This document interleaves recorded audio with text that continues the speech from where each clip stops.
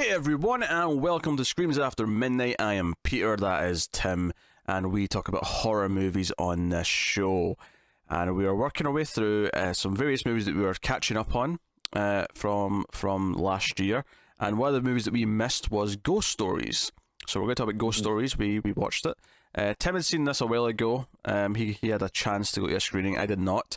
So I watched it for the first time, he rewatched it, and we're going to talk about it. We'll start spoiler free, as we always do. We'll give you a warning before we get into spoilers, and that's what we'll do. So, yeah. So the premise of this is kind of an anthology, but not really. It's kind of... It's got a few stories in it, but they're all kind of... It's kind of like an anthology where the framing device is the most important part, and has the most time. But there are, like, short stories kind of within it.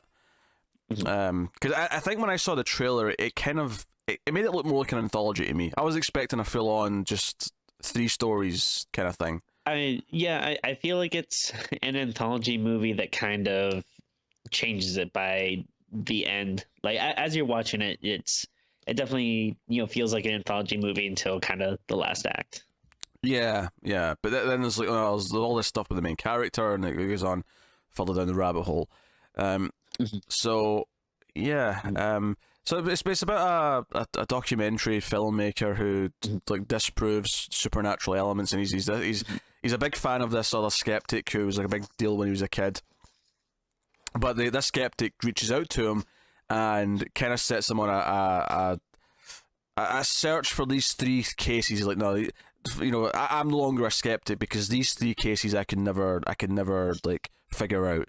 These 3 cases to me prove that the supernatural exists. So he takes this folder with the 3 cases and he goes off, and that's what the 3 stories are. He interviews people from these stories, and that's when we see the stories, and that's how it works. And then there's a bit more personal stuff that he gets to in the end. So that's the premise of Ghost Stories. So I will ask Tim the question: did you enjoy Ghost Stories? I gotta say, this is one of my most-hated movies of the year. It's kind of weird because as I'm going through the movie, I don't think it's that bad, and I would even say that there were parts that I was enjoying, and I don't think this usually affects me that much with movies, but I hate the ending so much in this movie that it completely ruins it for me. I obviously can't reveal too much without spoilers, but I guess I'll just leave it at I really hate the ending. That's fine. You can just say you hate the ending. But to the point though where it affects like the whole movie for me. Like it's a shame.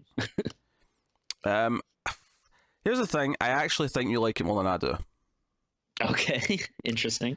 Because I kind of hated it before I got to the ending, and then the ending just made it worse. I mean, that's fair. It's not the worst thing ever. Sure. Tim's elbow's right in the camera. This is exciting. Sorry. Trying to get my cat to stop scratching at this plastic bag. I thought it was like full of really cheap jump scares that were accompanied with the loud noise to make it a jump scare. I thought it had this weird like mishmash tone that it was doing, where the actual horror elements didn't feel like it was grown-up horror to me. It felt like a kids' TV show horror. Okay. If that makes any sense. Like I think I get what you're saying. I felt like I was expecting to cut back to the Midnight Society around the campfire at any point. Like it had that feeling to me. It felt like it was I don't know, even the score felt kind of Danny Elfman-esque and Tim Burton-y. Like I was expecting it to just be all a joke. At any point, which there is actually some comedy in it. Like there actually were a few parts where I did laugh, but obviously, I don't think that's necessarily the tone they're going for. Yeah, I don't know. I didn't really like the main character that much. I didn't really buy into the search. Well, I think my thing is like I love this premise for an anthology movie. Like I think this is a great way, to showcase like some short stories. And yeah, obviously the main character, isn't really that likable.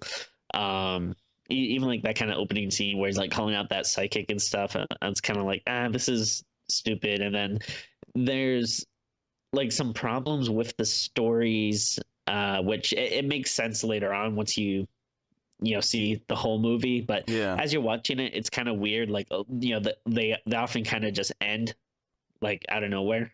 Yeah. It's like, oh, okay.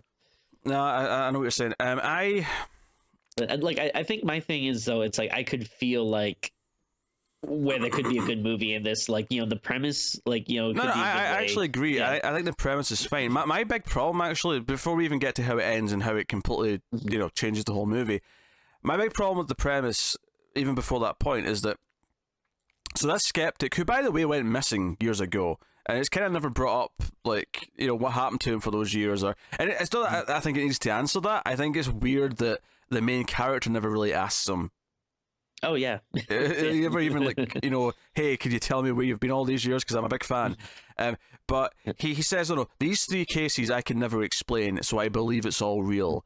And he says, no, go and investigate these 3, and you'll change your mind.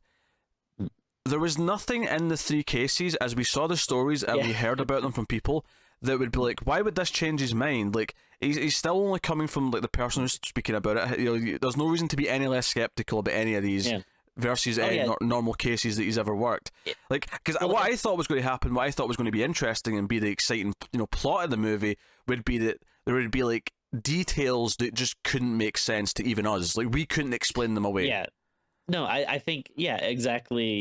Again, that's just a great way to start the movie, and it really hooks you because you think, okay, these aren't going to be just regular run-of-the-mill ghost stories. There's going to be an extra thing to them that's going to make, even the most hardcore, intelligent skeptic believe. But even if it's as simple there's as nothing like that. Even if it's as simple as, okay, well, like, you could make people like, they have some type of mark on their skin from their encounter, or they film something that they show you, like, I don't know, like something like that, some type of evidence. But I was hoping for something more inventive than that. Like, I was hoping for something where the writing would make it sort of double back, and like he would actually be dumbfounded. Like, I'm thinking there's a moment in Haunting a Hill House, which I won't spoil, where the skeptical son is eventually told something about his childhood that kind of makes him go, wait, what? Like, where he realizes, oh wait, maybe I was seeing stuff the whole time and I never considered it before, right? I'm thinking of like a thing like that, where with each story there'd be like an element that he just couldn't quite write off. Like, there'd be something about it where, well, if this didn't happen, then how can this be a thing? Like, something that just tangles him in a web where you just can't explain it. And it felt like all 3 of the stories, though, never had that at all, even remotely. Oh, no. Everything was just coming from one person's like story, and of course you can just like write that off as, no, that's just a person's story. After everything, since he is such a skeptic, you would think that once he hears a story, he would just go, oh, okay, that person was lying. There, I solved it. Like, there's nothing else to it. There's nothing to it, and I'll be honest, I don't think most of the stories are that good. I think they're like had their moments. They are very cliche. Like, super cliche. Yeah, that was one of my problems. Like, they're just normal like jump scares and stuff. But watching it late at night with the lights off, like, it gets me in the horror mood. Like, it's not it's nothing crazy or anything that you haven't seen before. But I think it's like decent enough. I hated the middle one for sure, with the younger guy from Black Mirror. I hated that one. Oh, I didn't realize he was from Black Mirror. Yeah. I actually like that one, but I wanted to see more of like the creature or whatever that was in that. The first one was just a generic, there's a ghost running around and being creepy. Even though I like the setting of a night watchman and like creepy stuff happening when he's alone at night, like that's cool, that's fine. Premise is fine, but it was the way it was handled. And then the final sort of the 3 stories is really generic poltergeist stuff. Do you know my problem with poltergeist, when it's like, oh, they're just going to start moving objects around the room and stuff like that, is that I never find it remotely tense or scary, because typically it's just inherently a little bit silly. So it's hard to like feel anything when, oh, baby bottles are stacking up on top of themselves, whatever. True, yeah. Diapers are flying in the air. Yeah, it's not. Like if you were there in person and that was happening to you, that's creepy, sure. But Yeah. yeah, just seeing it on a screen, it's not super menacing. I don't think it translates. I think for it to be creepy, it has to be subtle. It has to be a creepy thing. It has to be a creepy object. There has to be maybe implications of what it can mean or something like that. But there's just diapers flying around. Like it's not scary. I don't know. I thought it was cliched through. I thought the scares were just cheap jump scares. Do you know what it is? It doesn't feel like a bad movie though. Other than that, like it feels really in the middle. It feels like a TV movie until the final act then makes it worse by everything it does.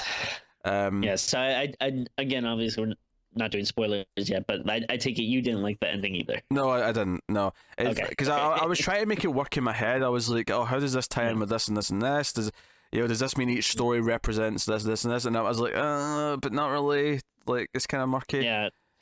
I feel like it's trying to do something smart and meaningful and it really makes you think and blah blah blah. But in the end, it's like it made me mad. It made me feel like I just wasted my time. That like the whole movie was pointless. And I think in the end it said like that this was based on a play or something. And like okay, I can see that. Like this feels very play like to me.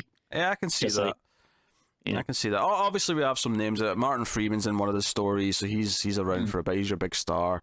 Yeah. But yeah, I enjoyed the worst part is that there was a point in the movie, like because it opens with this thing where it's like talking about the main character's like past, his childhood and his family, and because of that, I kind of knew it was going to take a turn. Because why have that if it wasn't going to go into like more of him at some point? And that's true. When it got to like the end of the third story, even before it got like different, I basically like thought to myself, I'm getting the feeling that I got a feeling that it wasn't just as it was presented, and it started to make me feel like nothing mattered. So even before it got to like later on, I already had that sort of feeling in my stomach that nothing was really that important, in the way that it's supposed to be. So I was already kind of doubting it early on. So you combine that with the fact that I wasn't really enjoying the actual like stories, and I wasn't enjoying the entertainment value of them, or lack thereof. Yeah, I was just kind of out. I was out already, and then the ending just kind of made me go, okay, I can just write this one off. It's not just that, like it's not for me. Like I can write this one off now as just like a bad story concept that I just don't like. Yeah. No, I mean that's definitely fair. You can't really argue with any of that. It's I don't know. It just sucks because it just feels like such a waste. Like like Martin Freeman. He's a good actor, and it's always nice to see him pop up. So like good actors. Like production value seems like like pretty competent for the most part, and again like a really good premise that could lead to some cool stuff. And then it just like. None of it really, I don't know, feels like it deserves any of that. It's just feels like just such a waste. Yeah. So we'll get a spoiler warning so we can start talking about everything a bit more in depth. And so I guess we talk about the three stories first and then talk about the sort of the overall and the ending and where it goes. So the first story is a night watchman who's kind of racist. We hear him kind of, when he's been interviewed beforehand, he implies that immigration is the reason why he can't get a job. And then when he's on his own listening to the radio in the story, he gets annoyed when the host, the DJ, corrects someone because they use a racial slur. He gets annoyed. But basically, there's a ghost of a little kid running around. And also real quick too, like before even going into the story, just like the interview thing is kind of weird. Like first of all, I don't know where they're like meeting. It seems like they're in a bar, but it's like before it's open, like there's no one there. Like it seems like it's it looks like a pub during the day. It looks like it's like, when it's dead, but it's just them. But it's like so weird though, because there's literally no one else there, like not even like a bartender or anything. So it's like all right, so that is already kind of like throwing me off a little bit. And then also like the guy doesn't even really seem willing to like tell his story. Like the guy No. like starts asking him at first, and he's like, "I'm not telling you." And it's like, why'd you agree to meet up if you're not even gonna tell him the story? Like obviously he ends up telling him once he like gives him money and stuff, but it just seems like just a weird way to Yeah, start. I'll defend at least why did you agree to meet up. I assumed that he kind of like found him at the bar rather than he agreed to Okay. meet him there. But I mean, I don't know why I defend it that much. I assumed Sure, that's what happened. Yeah. He found him there because he's an alcoholic. It was basically what I was thinking.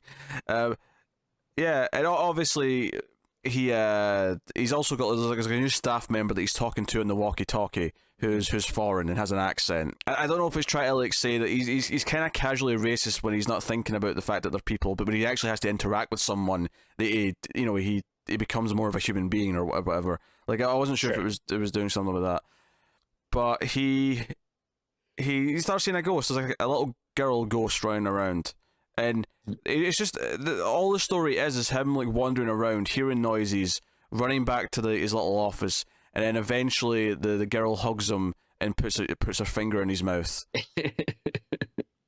And then like, and that's the thing about this the stories that are kind of frustrating is it just ends there. Like you don't. Yeah, it just ends. Like, oh, how did he escape? How did he get out? Like, did he ever see her again? Like, what, did he quit the job? It's just like, nope, on to the next story. And again, like, once you kind of find out what's happening at the end, like, you get some more context for it, but it still doesn't, like, make it, like, satisfying while you're watching it. There's nothing satisfying about it. And, yeah, well, I mean, we'll just leave it there. But it's like got a lot of jump scares. There's a lot of loud noise, sort of scares, when things pop out, or, that's basically it. And then the main character, Goodman, he goes to see a priest after this who knows this character and tries to ask him questions about it. And he kind of gets, because he kind of implies that, now the reason why, and it's kind of implied to us at this point, that the reason why there's a ghost of a little girl, that's what he thinks he's seeing, is because he feels guilty that he's not visiting his daughter in hospital, because his daughter, who's 30 years old now, but his daughter's in a coma, and he it's too hard on him to go and see her, but he feels guilty about that. So that's kind of what it's implying at this point in the movie, is that he's not going, and that it's the guilt of something that makes people see a ghost or think they've seen a ghost. It's the stress and the emotional turmoil they're going through that creates the ghost. So it kind of gets thrown back in his face that maybe you should analyze yourself the way that you analyze these people. And he goes to see his dad in an old folks home, which I was expecting to come up, because the opening of the movie over the credits is all this old family footage of how his dad got mad at our main character's sister because she was dating someone who wasn't white. And you get like this scene, and I think that's I was thinking, the racism of this character's tying into that thematically, and whatnot. It turns out to be different later, but that's where I was at this point in the movie. But he goes to the second person. It's this kid, the kid from Black Mirror, who's like scared to leave the house, and he's like, for some reason, he has a really creepy house where like there might be someone else there, but yeah. So actually, I'm just curious because I haven't really watched Black Mirror. Was he from like a really a good episode that people talk about, or was it just? Yeah, it's a great episode. Oh, okay. Yeah.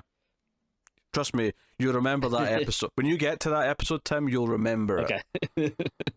You'll remember that one. But yeah, so he goes to interview this kid, and I say kid, he's like he's like 18 or whatever, but this is a weird thing that you're bringing up here is like he obviously tells this creepy story, but he's also in this really creepy house, but being in the creepy house has nothing to do with his creepy story. Nope. Which is like weird. Nope. And all his story really is, and again, the main character tries to justify it by he's in a really broken family. Apparently the parents seem to love his brother more, and the brother's left home, and he's married with he's got his own place now and whatnot. But all the story really is that the kid took out his dad's car one night, was driving back from a party, and ran into what he thought was a person, but then turned out to be like a goat demon or something. I don't know. I really wish we could have seen some more of it, because it definitely looked like when I was first watching this, I was like, "Ooh, are we gonna get a goat man?" Like I got a little excited. But Yeah. It was like a ram's head on like a sort of yeah, upright body. It was I don't know. And then he gets scared. He tries to call the AA or AAA Mm. if you're American. And he gets scared, runs into the woods, and then a tree comes to life Well, and grabs him. yeah, but before he actually runs into the woods, he's waiting in the car, and then the creature actually like Oh yeah, opens that's right. like the back car door and goes in. And I actually kind of like I actually like the scene, and I kind of laughed at it. Like he, is very slowly like trying to get out because he doesn't want to be in with this thing, and it puts his hand on his shoulder and says like, "No, stay." He just goes, "Fuck that," and like runs out into the woods. Like I actually laughed at that. Like I mean, again, like if they're going for actual scary, creepy vibes, maybe you don't want to be laughing at it or something. But that did make me chuckle. But then, yeah, he It was him running through the woods and then the tree coming to life that was giving me Tim Burton vibes, and that's not what I want when I'm watching a horror movie.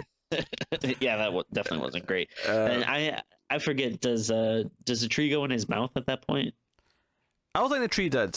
Maybe Okay. maybe it did. Maybe it did when it was growing up. But it just sort of encompassed them. Yeah. Just kind of cocooned around him. But of course he survived because he's been interviewed. So, Yeah. Um, And again, just like the first story, it just kind of ends there. We don't hear like whatever yeah, happens after that. this was the point in the movie where I basically knew I just didn't like it because it got to the end of this story and I'm like, well, again, I'm just like, that's it.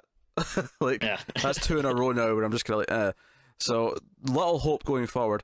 By the way, it's after this because he goes out to the forest to investigate this area, the main character, and he doesn't really see anything, and he's just talking to his tape recorder saying, nah, he's just a delusional kid who's having family problems, and then the first one was just, this alcoholic who's guilty about his daughter.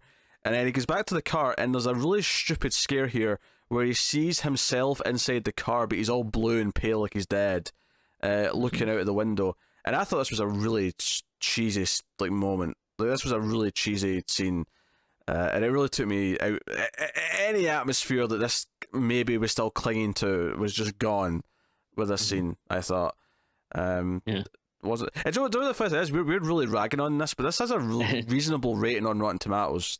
Well, that was one of the reasons why I was like really hyped on it, because I like when I saw it, like it was earlier in the year too. Like I want to say maybe like February or something, like around that Yeah. time. But I actually like went out of my way because it wasn't playing in any like theaters close to me. I had to go to one in like Santa Monica, which like going there like during like rush hour after work was like horrendous. Like I was probably in traffic for at least like 2 hours trying to get there. But I had heard that, oh, this is a really great like indie British horror movie or whatever that people are talking about and raving about. So I was like super pumped, and the trailer I actually thought was pretty good. And then I was just so deflated after seeing this. Yeah, I don't know. I really don't know. The final story, he goes to see Martin Freeman, who's like this rich guy, and they're out in a field, kind of randomly. It's kind of like what you were saying about the bar. Like, how did they get here? How did they meet here? Kind of thing. Yeah. What are they actually doing out here? Because like Martin Freeman's taking like texts about business, but he's like there to like, because they eventually get to this like little hut. Well, not even a hut. It's like a little locker that's locked in the middle of a field, and he unlocks it, and it turns out to be a gun. But it's a hunting gun. It's like a hunting rifle. So he's going hunting, by the looks of it. But as he's telling the story, it was basically that his wife got pregnant eventually, but it's when she was nearly 40, so it didn't go very well. Like, because she didn't want to have a kid until she'd became vice president of the company or whatever. Very ambitious, and 7 months out of the pregnancy, she got ill, so she went to hospital, and it's while she was at the hospital that back at the house, he went home, and then he experienced the poltergeist stuff, which was the stuff moving around and whatever else, and then it ends with like the ghost of his wife like appearing in front of him with blood coming down her gown. She died during birth, but the baby survived, but was ill. It wasn't was don't know if it was necessarily deformed, but it was like, you know, like the baby isn't right. And again, that was it. And then out of nowhere, he kills himself in present day. You know, when he's talking to the main character, he just like puts the shotgun under his mouth and just goes for it. Yeah, because before you think like he is, you know, taking out the shotgun because he's like going like hunting or something, but then right after his story, he just kind of puts it up to you know, his chin and blows his head off. Yeah, he's just like, life goes on, and just, you know, just kills himself. And yeah, so I'm going to get to how this thematically ties in maybe with what's going on when we find out with the big twist and all that. But so here's the weird thing. So after this, he's terrified. He sees like a figure in the distance a couple of times during these field scenes. And this was the point in the movie where I started to feel like, this doesn't feel like any of this is real. It's starting to feel like something like we're going to like be. This is what's really going on the entire time, and it's when he goes back to the old skeptic that he worshipped, that gave him all these case files in the first place, and he's like, no, there's nothing in these. You're a deluded old man. Blah blah blah. He gets angry and upset, and the old guy stands up and he takes off his mask. It turns out he's got like a Mission Impossible style like fake face on. And it's Martin Freeman under the mask. What? And I'm just like, what is this movie? And then he like rips away the wall, which is just paper, in this little trailer. And it's like a black door that leads to like this train track.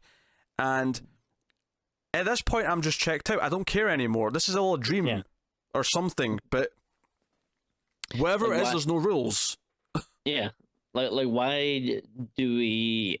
like why at this point, why are we interested in this story? Like the only interest we would have now is just be like, all right, I guess I want to know what's going on, but like all the stuff before, like where I was waiting to, you know, see the ends of those stories or find out, you know, how they cannot be proven true, or you know, what happened to the skeptic, or it's like all the stuff that I was interested in the movie, all of a sudden it's out the window. It's not even an issue. It's all about him, but he's not that interesting. Like I can he was the worst part of the movie. I can almost see this premise working if if they gave me a compelling character and it was like David Lynch who made it, right?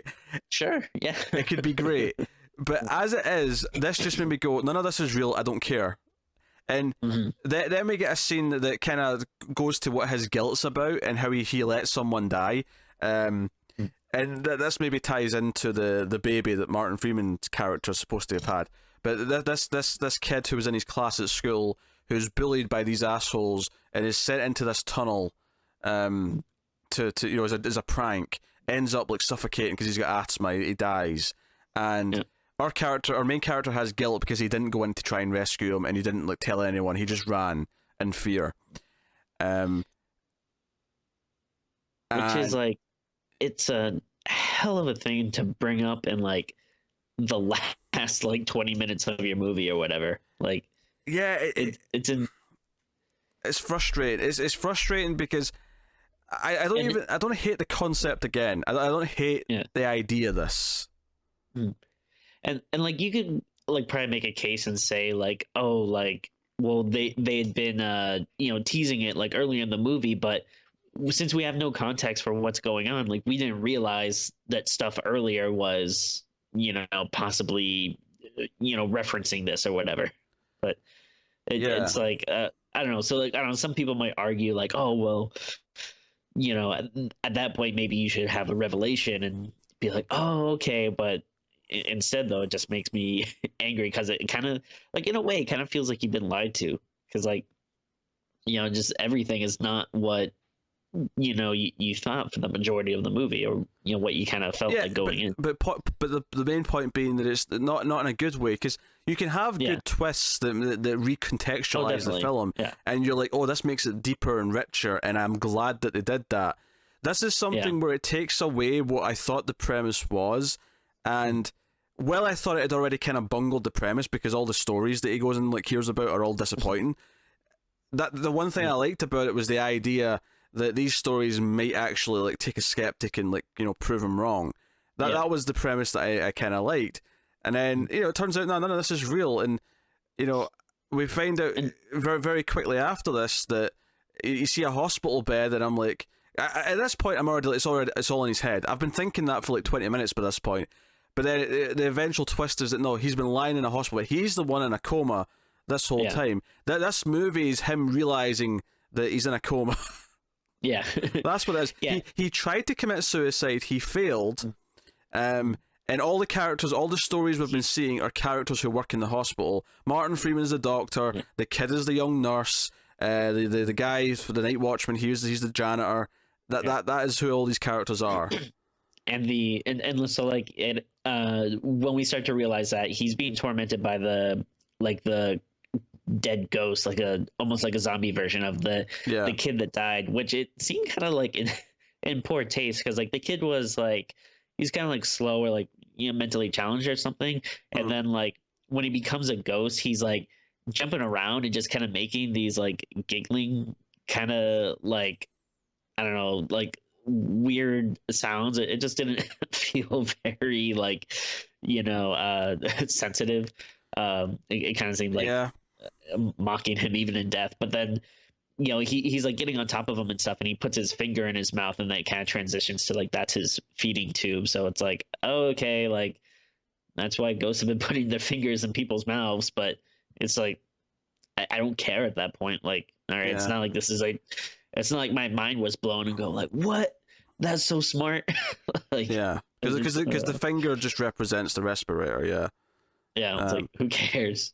I have so many, because it's not like any of this even ties up nicely that it makes it feel like, oh, this means that and that means that. Because I'm thinking back to the racist themes early on about the Night Watchman character, and there's no implication in this final scene that that character himself in the real world is actually racist. And I'm thinking thinking back to the father. The father was racist and was mad about his sister, which, by the way, the sister felt like an important part of that opening, and I feel like there was like no hint as to like who the sister is or what the sister is, you know, or what she means to him for the rest of the movie. Because there's a line from him over the top of the opening scene where he says, "My father ruined our family." Mm-hmm. Right? So I was thinking, as I'm watching the rest of the film, okay, how does that tie into everything else? How is it about that? But it turns out to be his personal guilt about this one thing that he did. Like, there's very little to do with his sister, or I guess the sister moving away with her boyfriend is kind of the brother that moved away from the younger kid. Okay, that's what, you know, that represents. I get that the guy being racist kind of represents his dad. I was kind of toying with the idea that it represents him, like maybe he was kind of racist as well, because like this guy took his sister away, so he had like a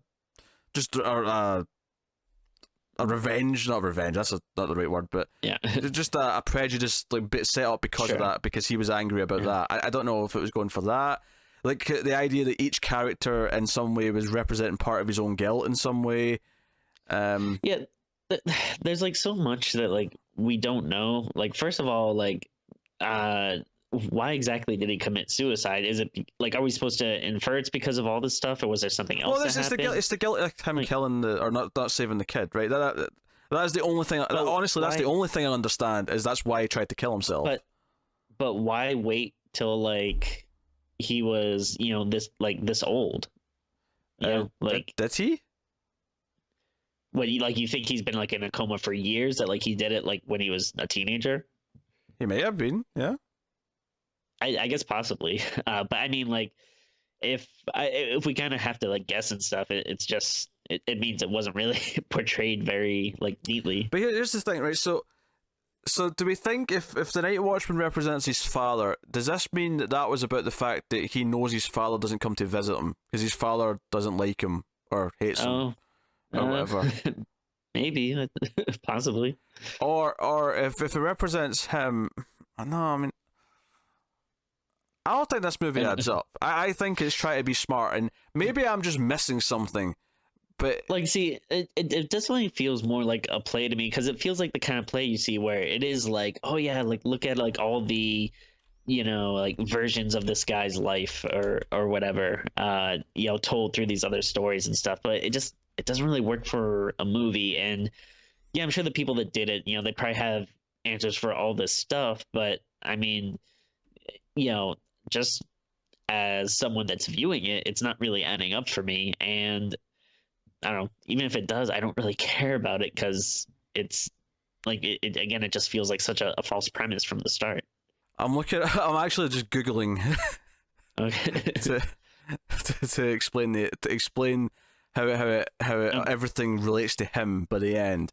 I'm looking to see No. if there's something that I'm missing that's going to make this click in some way, and I don't think it will. But I mean, like, even if it does, like, it's not going to change the fact that, like, I still don't like the movie. Like, I don't know, uh, maybe there's more reason for stuff, but it's definitely, like, not what I wanted. And also, it's such a, like, the ending is so bullshit. Like, because it's basically saying that, like, everything is a dream. Like, oh, it is. No, yeah, that's the ending. Everything was a dream. Everything was in his head. but That's the ending. but, like, that's, like, what you do, like, that's the ending you use when you're making fun of like bad endings, like like when you're like making fun of like how something's gonna end, like you jokingly will be like, oh, and then it was all a dream. But, like, that's literally like what people make fun of when you talk about bad endings. And the fact that they did this like boggles me. The only thing I can kind of explain to a point that makes sense to me is the reason why Martin Freeman's the one who's explaining this to him, like in his dream, is that because he is his doctor, and because he's probably talking to him about his condition a lot or whatever, like that's why he's the explanation character. Sure. If that makes sense. Yeah. That kind of works for me. Yeah, I mean, from all I can really see here, just from a quick glance, is that because I'm looking for ties that like link very closely thematically in terms of this character represents this part of him, or this character represents this part of his family. But instead, it seems to be just be more of a general thing. Like, the first one's the fear of the dark because he was scared to go into the tunnel. The second one was the idea that the guilt of it was kind of what messed up this kid, so he's kind of messed up. And then the last one is just the idea of like suicide, like the idea that the only way to deal with this is suicide. And stupid. I don't. That feels so like loose and vague to me. Yeah, it feels forced, and I don't know. And obviously, like, sometimes you can have like ambiguity and stuff. Like, not everything has to be wrapped in a nice, neat little bow. But this is just like frustrating. That's the thing. I don't want it explained and wrapped up in a neat bow. I want to think about it and analyze it. But nothing in this movie to me actually makes sense and adds up. Or at least does so in a compelling way where I'm like, oh my god, that makes the story make more sense, or oh my god, that makes the character more tragic or more interesting, or more anything. It feels like someone wrote a script they think is really smart, that they think has this great twist that's about the human condition and about how you deal with grief and guilt, and I don't think it does. And to me, the most interesting part of the film is the opening credit sequence, because it's setting up this stuff about his family and his sister and his father who's racist, and like, the fact that he's close with his sister and her boyfriend. And I'm like, well, what? Like, where does this come into play? How does this thematically tie into anything else outside of a couple of loose things here or there?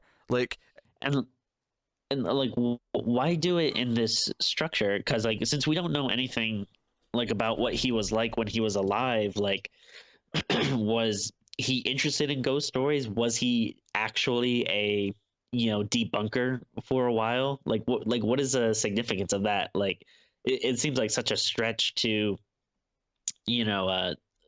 have that be kind of the crux of how he's experiencing these stories, if there wasn't any type of reasoning for that in his real life.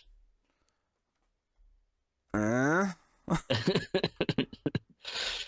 like, if something you're kind of mentioning before, like about how twist endings aren't always a bad thing. Like, using like other examples, like there are times when there's a twist ending, and then when you rewatch the movie is still compelling, but maybe just look at it in like a different light or anything. I think the problem with this, and I experienced it because I watched it for a second time, knowing what the twist was. If you rewatch it, it doesn't, like, it just makes everything feel pointless. Like, rewatching the stories, I don't care about them because I know that they're not real. So, versus something like, well, that'd be where if it was well written, you'd care about them because of what they represent for him. Okay, yeah. because that can't work in theory. I have no problem with that being the driving force of the movie if it's done well. The problem is that it's not.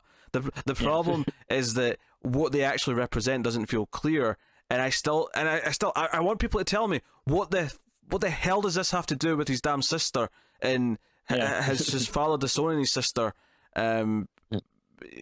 Like I don't get it. And maybe there's the saying that he was scared to intervene because I don't know. I can't do it. I have no idea.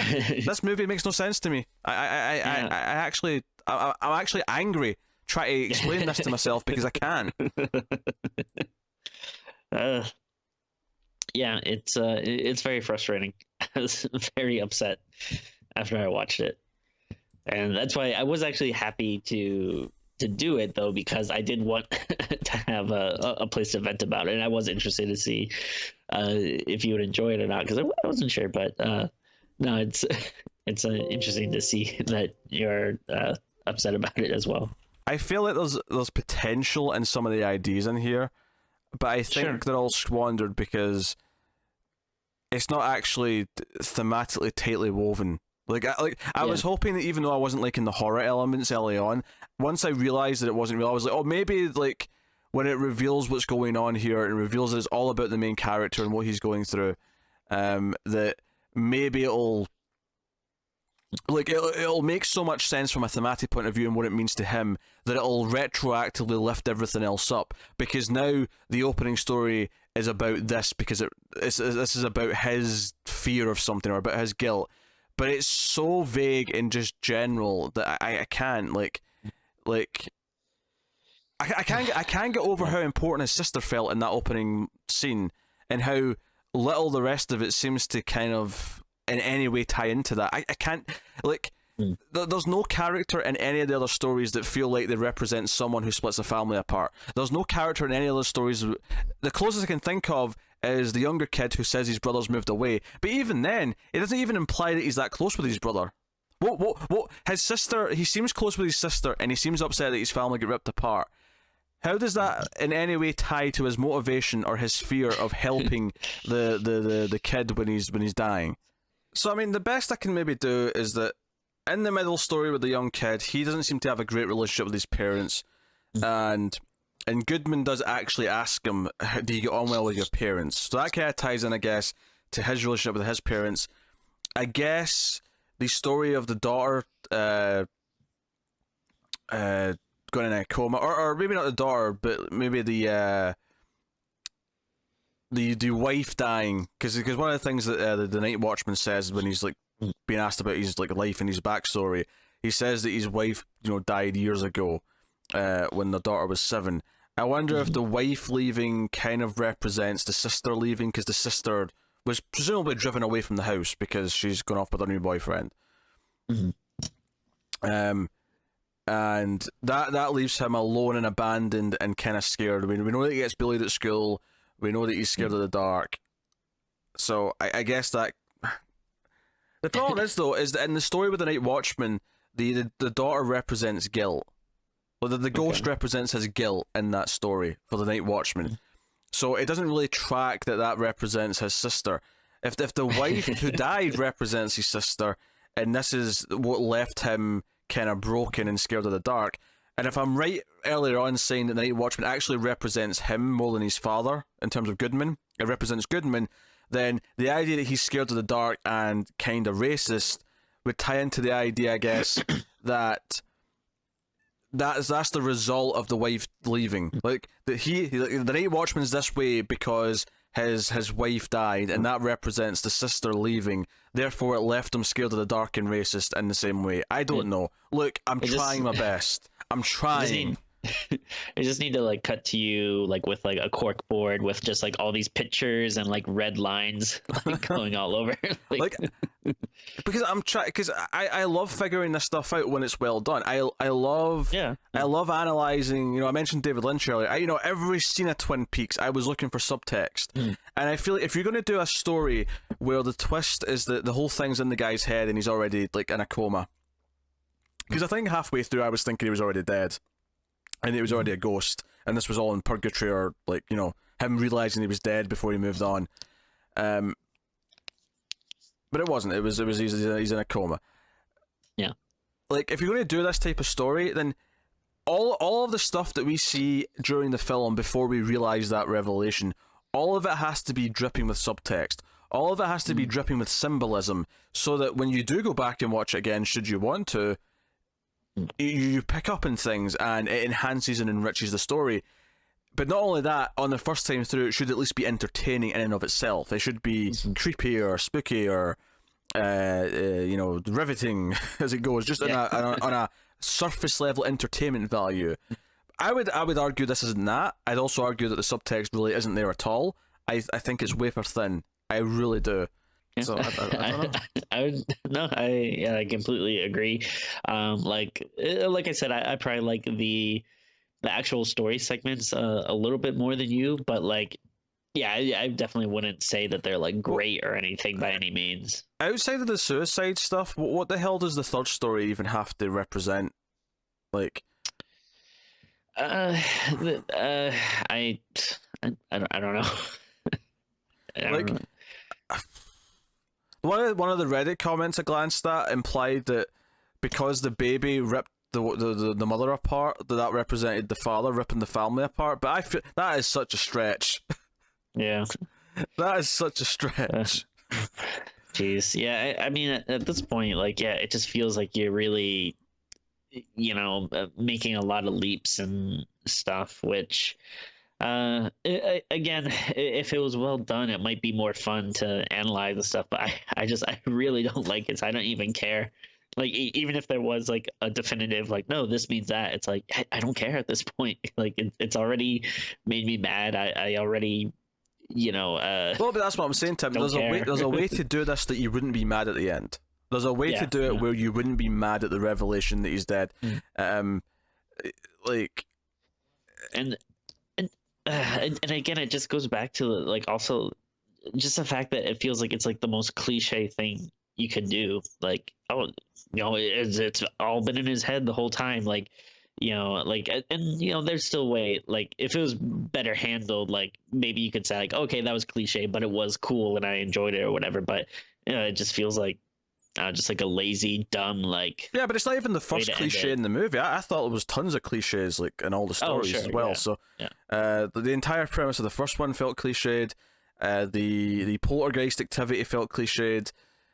Yeah. Like, so much of it did, and like I say, none of it felt like it was like a serious horror movie. It all felt like it was kind of kids' TV horror to an extent. I really didn't like this movie. I really didn't like this. Yeah.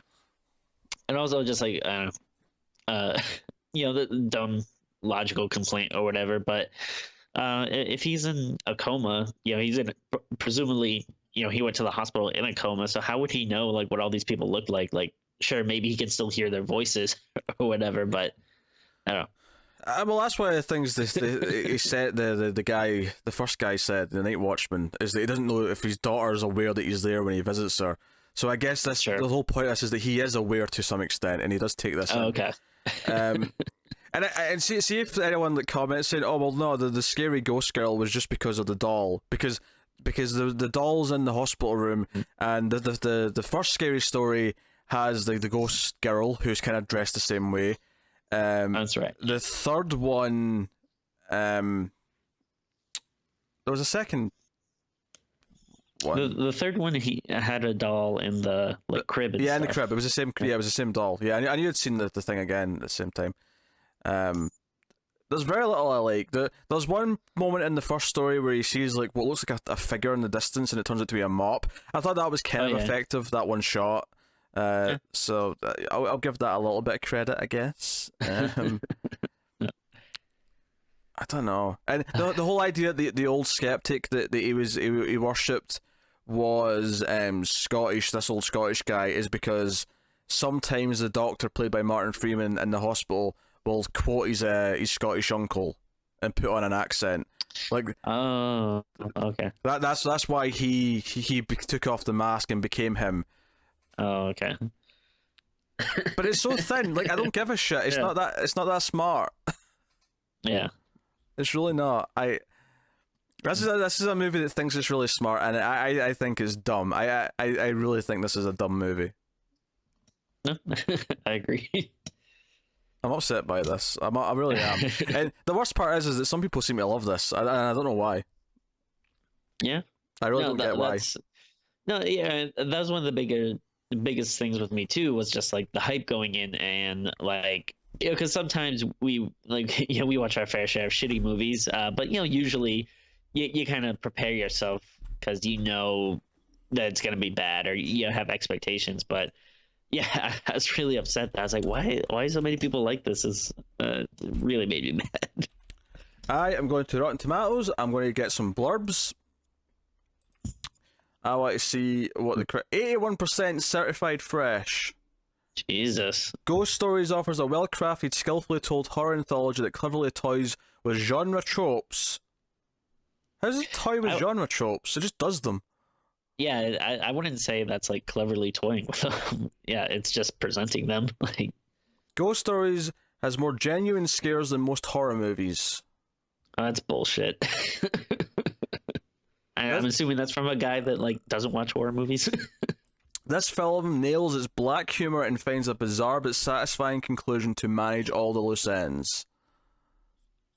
And there's maybe like one or two parts that I chuckled a little bit, but I wouldn't say there's that much humor. Satisfying conclusion to manage all the loose ends. No. Because this was surface level. This is just, no, there's stuff in the hospital room, there's people in the hospital room that he's incorporated into stories. That is all it is. That is not satisfying. At least it's not satisfying to me. I don't know who these people are that are. The filmmakers trust the audience and benefit from a trio of excellent performances by the subjects of each story. They trust us so much that they don't that they're like, oh, we don't need to make sense or like do stuff that will be clear and I don't know, have logical conclusions. Here's some negative reviews though. I want some negative blurbs. It's a letdown to find that there's nothing at the bottom of a box of tricks which in themselves are not as clever as they could have been. Yes, Jake Wilson from Australia, who writes for The Age. I agree with you, Jake Wilson. We are best friends. That's pretty good. Yeah, I definitely would agree with that. I like that. This one maybe describes you more, actually. I love the tone of the film and its construction, but it ultimately goes to places that I'm not willing to follow. There you go. And like, don't get me wrong. Like, let's say you take away the end and you know everything was like real or whatever. Like, I still wouldn't say that like, oh my god, this was an amazing movie. But like, I would say like, oh okay, yeah, that's a middle of the road like whatever kind of thing. But yeah, I mean, I think it's a contrived mess that's not even that entertaining to watch, and then on top of that, I don't think the subtext is there. Like I'm looking for the subtext that justifies what it's doing, and it's just not there. Yeah. Not to mention that it sets up some elements early on, like the sister and the family. And I'm not saying I have to see these characters again. I'm not saying that. I'm saying I want the stories to somehow sort of fit into how he feels about the fact that his family split up. But I still don't understand how his family splitting up and his father being racist links in any way to him not saving the kid when he had a chance, unless it's just a case of like he thinks himself as a better person, but then when he was given a chance to actually do something, he chickened out because he was scared of the dark. Maybe it's the guilt that he didn't stick up for his sister, more so. That'd have been more interesting. Yeah, take out the whole kid in the tunnel thing. What if the movie was just about the guilt that he didn't stick up for his sister? Yeah. When his dad, let's say his dad tried to attack her or something, and he didn't stick up for her. What if that was what the seed was for his guilt that was, there for the rest of the movie or whatever? I don't know. Trying to think of things that are more interesting. All right. Well, we're clearly done because I'm rambling still, and Tim has nothing left to say. So, yeah, I mean, at least you're thinking about the movie. Like, honestly, I kind of want to like just purge it from my brain because I don't even want to put in like the time to try to make justifications or anything for it. Well, the reason why though is I feel like it wants this. Like I feel like it wants us to analyze it, but it's just not there. It's just like I don't. I don't want to give it what it wants. I don't get why this one's been so positively received. Yeah. I think it's a bad movie. Just straight up bad. So, Yeah. Timmy, what do you want to give it out of 10? It's a little, it's a little tough because like I'm trying to think of like how low I want to go, like because part How of me does. low can you go? How low can you go? Like part of me does like almost want to give it like a 1 or 1.5, but I feel like That's that's Birdemic like and like Bye yeah, Bye like Man and stuff. It's not that bad. yeah. But like we're talking about like in other instances though where like when we get angry that's like when you want to go low and like but yeah, like I feel like that would be doing a disservice to the fact that like it was like competently made, like the acting was good and stuff like that. And since I did like some of the be it kind of cliched and stuff as it was, like some of the actual ghost stories, like I didn't mind as they were being told. So I think I'm gonna give it like I guess a 2.5 for that, but still like yeah, I don't know, it's I can't really go that high. I I'm gonna go with a 3 out of 10. Um, it like I say, it's professionally produced. It's slick enough in that sense. It has a reasonable cast, of course. One or two pulpy moments that are okay, but everything else, I hate the script. I hate it. I hate it with every fiber of my being. And I hate the ending. And it has the cheek to like go to Monster Mash at the closing credits as if we just had fun. And I'm like, I'm not having fun. Yeah. Ugh. I mean, yeah, that's I'm not gonna say I'm surprised, but I was curious about what your take was. Like, I didn't think you would love it, but I was like, maybe you'll be like a little softer on it than me or something. But I genuinely feel that the opening 10 minutes and the last 10 minutes feel like they're from different movies. Oh, without a doubt, yeah. And I don't think it's like, obviously some movies like they go in a very different place than what you're expecting, and it's like, oh well, that changed everything and whatever. But I genuinely feel like what this movie introduced at the start, I might have been into had it actually been that movie, and instead by the end it's doing this instead, and I'm just like, I don't like any of this. The minute like Martin Freeman, like I laughed a little bit when he took off the mask because when he was the old man, because it was like, okay, this is kind of weird, what's going on. But as soon as he ripped off the wall and it was like, we're breaking through reality and going through a door, okay, nothing matters, everything's fake, nothing matters. Why should I care about your movie when nothing in it matters? And yeah, I mean, you can analyze the character and say, he's a skeptic in his dream world because he doesn't want to believe that anything bad is real. But that's the thing, nothing bad, like no supernatural stuff is real technically, because all this is in his head. Yeah, that's true. So what he's been telling us the whole movie is actually accurate. All of this is just because his brain's believing what he wants to see. And again, him turning out to have been seeing things the whole time is not that great. It's like a really shitty version of the Sixth Sense twist in a lot of ways. Sure, yeah. And that's a good twist. That's a movie that has a twist that works. Yeah, and again, with that movie, if you go back and watch it knowing the twist, like it doesn't ruin the enjoyment of the movie. In fact, it's a better movie when you watch it the second time. So yep, that's Ghost Stories. So I know some of our audience actually like this movie. So I'm sorry that we just shut on it for apologize for 50 minutes or whatever that was. But I really did not like it at all. I thought it was nothing about it worked for me. So yeah, second that.